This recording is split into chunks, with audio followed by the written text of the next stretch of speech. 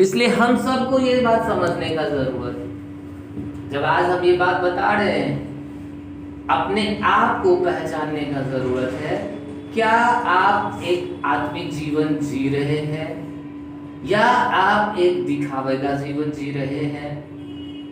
कौन सा जीवन है जो आप जी रहे हैं? हालेलुया। और ध्यान दीजिए, हम पहले ही बोले कि हमारे अंदर जो अच्छी इच्छाएं हैं, जो हम अपने परिवार के लिए चाहते हैं, अपने बच्चों के लिए चाहते हैं, अपने परिवार के सदस्यों के लिए चाहते हैं, वो वास्तव में वो इच्छा, वो मर्जी, वो आपका मर्जी नहीं है। ये मर्जी परमेश्वर का है, जो वो आपके दिल में डाला है कि आपका जीवन कितना सुंदर होना चाहिए, आपका परिवार कितना सुंदर होना चाहिए। जब आदम को परमेश्वर ने मिट्टी से रचा था और आदम को परमेश्वर ने बनाया था, तो आदम के अंदर परमेश्वर ने ये इच्छा डाल दिया था कि तुम्हारा परिवार इतना खूबसूरत होना चाहिए, तुम्हारे परिवार में सुख होना चाहिए, शांति होना चाहिए, समृद्धि होना चाहिए, सुविधा होना चाहिए, खुशी होना चाहिए। ये परमेश्वर की मर्जी है जो उन्होंने हमारे दिल में डाला है।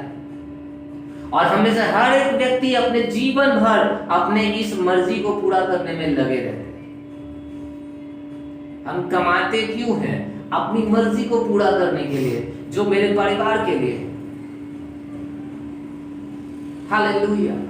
हमारा हर एक काम इस बात के लिए ही होता है कि हम अपनी मर्जी को, हम अपनी इच्छा को जिए। इसलिए ध्यान देना है, जितने लोग बसी को ग्रहण करते हैं, अपना प्रभु के रूप में अपना पाप छोड़ दिया, दुष्टों के पीछे, शैतान के पीछे चलना छोड़ दिया, उनमें से हर एक स्वर्ग के राज्य में प्रवेश करेगा। वो नरक में नहीं जाएगा।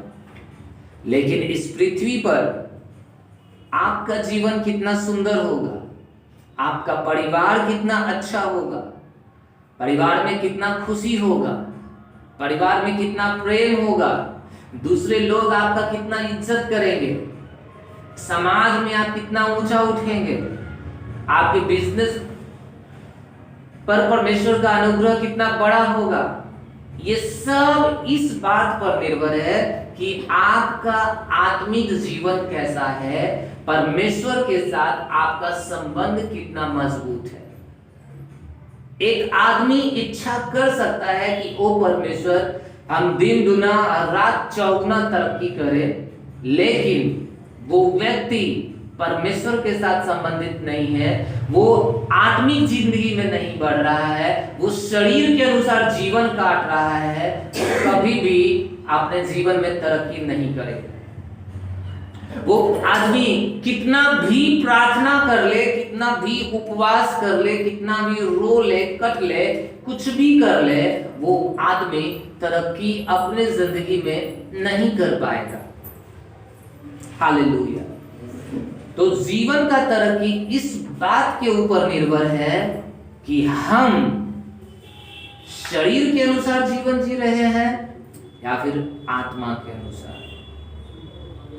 जब परमेश्वर आदम को बनाए, उनको बगीचा में रखा, परमेश्वर आदम को उसकी जरूरत का हर चीज दे दिया और परमेश्वर उससे बोले, तुम इस बगीचे के सारे फलों को खा सकते हो, आनंद मनाओ जीवन का अपने परिवार के साथ, लेकिन आदम भले और बुरे के ज्ञान का वृक्ष का फल मत खाना। परमेश्वर ने आदम को आशीर्वाद दिया, उसकी जरूरत को बहुतायत से पूरा कर दिया, लेकिन आशीर्वाद के साथ एक चेतावनी भी दिया, आशीर्वाद के साथ साथ एक निर्देश दिया, आशीर्वाद के साथ साथ एक सलाह दिया कि आदम, तुम्हारे अंदर एक अच्छी इच्छा मैंने डाल दी है, तुम अपने परिवार का आनंद मनाओ, खुशी मनाओ, सब कुछ करो, लेकिन भले बुरे के ज्ञान का पेड़ का फल मत खाना। हालेलुया। क्योंकि जिस दिन तुम फल को खाओगे तुम मर जाओगे। अब हम आपको वही चीज बताना चाहते हैं क्यों मर जाओगे? मर जाने का अर्थ क्या था? मर जाने का अर्थ यही था कि आदम जो आत्मिक व्यक्ति था वो शारीरिक आदमी बन जाए। आदम जिसका संबंध परमेश्वर के साथ था, अब उसका संबंध परमेश्वर से टूट जाए। और जब परमेश्वर के साथ उसका कोई संबंध नहीं है, परमेश्वर की आशीषों के साथ उसका कोई संबंध नहीं होगा। जब परमेश्वर के साथ किसी का संबंध नहीं है, परमेश्वर के राज्य में उसका कोई संबंध नहीं होगा, परमेश्वर के आशीष के साथ उसका कोई संबंध नहीं होगा।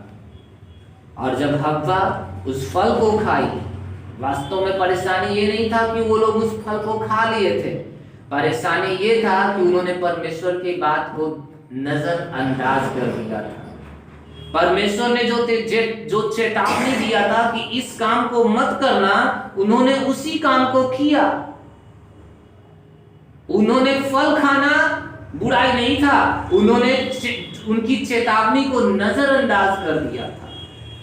और इस वजह से आदम के जिंदगी में परेशानी आ गया, आदम के जिंदगी में बीमारी आ गया, श्राप आ गया, क्लेश आ गया।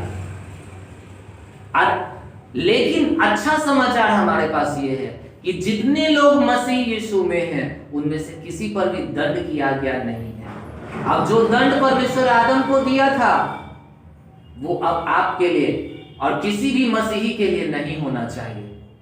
लेकिन अभी भी हमारे पास एक बात है, बाइबल कहती है कि जितने लोग मसीह में हैं उन पर दंड की आज्ञा नहीं, क्योंकि वे जीवन की आत्मा की व्यवस्था ने मसीह यीशु में मुझे पाप और मृत्यु की व्यवस्था से स्वतंत्र कर दिया है।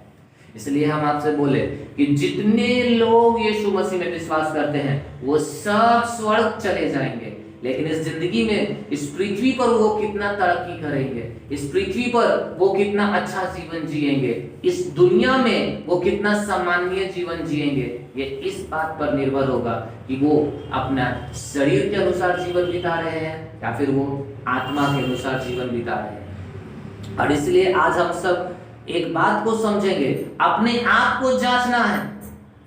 ये ऐसा नहीं है कि केवल पास्टर ही बता सकते हैं कि आप शारीरिक जीवन जी रहे हैं या आत्मिक जीवन जी रहे हैं। परमेश्वर ने एक बड़ी आशीष जो दुनिया को दिया है वो है चर्च, और चर्च में एक पास्टर, एक अगुआ जो परमेश्वर के भेदों को, जो परमेश्वर के रहस्यों को लोगों के साथ शेयर कर सकता है। तो आज हम सब ये चीज सीखेंगे कि हम अपने आप को कैसे जाने कि हम मसीह में बढ़ रहे हैं या मसीह में नीचे जा रहे हैं, क्योंकि इसी बात पर आपका जीवन निर्भर है, इसी बात पर आपका परिवार और आपका आशीष निर्भर है। बाइबल कहती है एक बात, शरीर पर मन लगाना तो मृत्यु है, परंतु आत्मा पर मन लगाना जीवन और शांति है। शरीर पर मन लगाना मृत्यु है, लेकिन आत्मा पर मन लगाना जीवन है और शांति है। क्यों बहुत सारे मसीही लोग, क्यों बहुत सारे विश्वासी लोग प्रार्थना कर रहे हैं, उपवास कर रहे हैं, लेकिन उनके जिंदगी में शांति नहीं है, उनके जिंदगी में सुरक्षा नहीं है, उनके परिवार में आशीष नहीं है, परिवार में मेल मिलाप नहीं है, क्योंकि वो आत्मा पर मन नहीं लगा रहे हैं, वो शरीर के काम पर मन लगाए हुए हैं। वो उन्होंने यीशु मसीह में विश्वास कर तो लिया है, केवल अधूरा विश्वास उन्होंने किया है। अब आगे का काम हम लोग सीखने जा रहे हैं। बाइबल कहती है शारीरिक व्यक्ति शरीर की बातों पर मन लगाते हैं, शारीरिक व्यक्ति शरीर की बातों पर मन लगाते हैं, और जो आत्मिक व्यक्ति होते हैं वो आत्मा की बातों पर मन लगाते हैं। एक बार